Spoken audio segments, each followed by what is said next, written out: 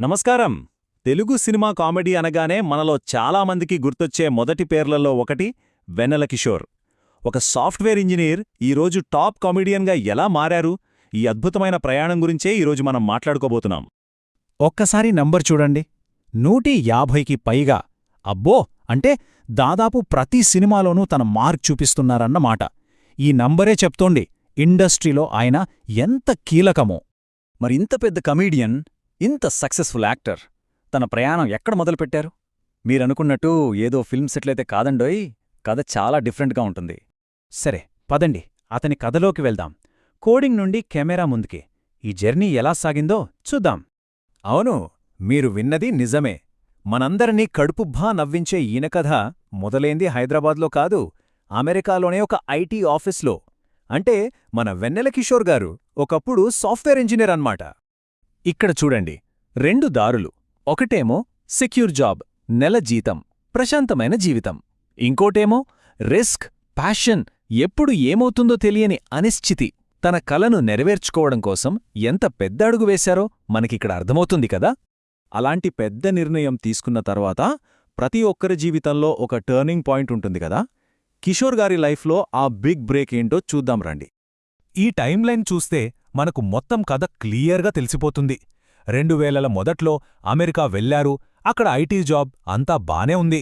కాని 2004లో వెన్నెల సినిమా కోసం ఆడిషన్ ఇచ్చారు. ఆ ఒక్క ఆడిషనే ఆయన జీవితాన్ని పూర్తిగా మార్చేసింది. ఇక 2005లో ఆ సినిమాతో డెబ్యూ ఇచ్చి మొదటి సినిమాతోనే అందరి దృష్టిని తనవైపు తిప్పుకున్నారు.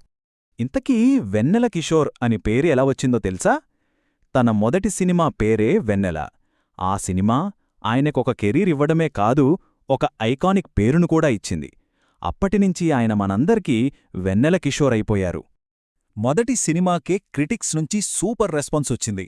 అప్పట్లో ఒక ఫేమస్ ఫిల్మ్ క్రిటిక్ ఏమన్నారంటే, అతని నటన ఒక ఫ్రెష్ బ్రీజ్లా ఉంది, ఆ కామెడీ టైమింగ్ అయితే అద్భుతం.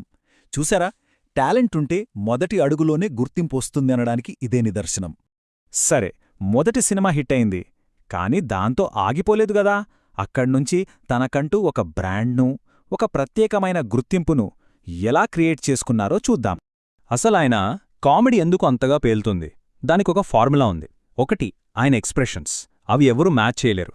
రెండోది టైమింగ్, ఒక్క సెకండ్ కూడా అటు ఇటు అవ్వదు. ఇక మూడోది, మనందరి లైఫ్లో ఉండే చిన్న చిన్న ఫ్రస్ట్రేషన్స్ని తెరపై చాలా రిలేటబుల్గా చూపిస్తారు.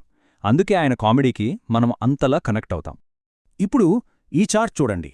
డెబ్యూ తర్వాత ప్రతి సంవత్సరం ఆయన చేస్తున్న సినిమాల సంఖ్య ఎలా పెరుగుతూ పోయిందో.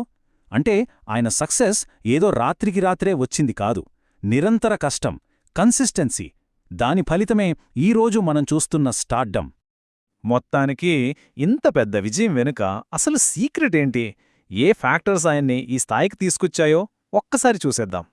సింపుల్గా చెప్పాలంటే ఇదే కిషోర్ ఫ్యాక్టర్. ఆగకుండా సినిమాలు చేయడం, ఏ పాత్ర ఇచ్చినా అందులో ఒదిగిపోవడం, ప్రొఫెషనలిజం. అన్నింటికన్నా ముఖ్యంగా ఈ తరం తెలుగు కామెడీకి ఒక కొత్త డైరెక్షన్ ఇవ్వడం.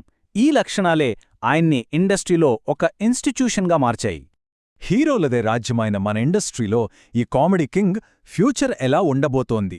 ఈ ప్రయాణం ఇక్కడితో ఆగుతుందా, లేక ఇంకా కొత్త మలుపులు తీసుకుంటుందా? ఈ ప్రశ్నతోనే ఈరోజు మన విశ్లేషణను ముగిద్దాం.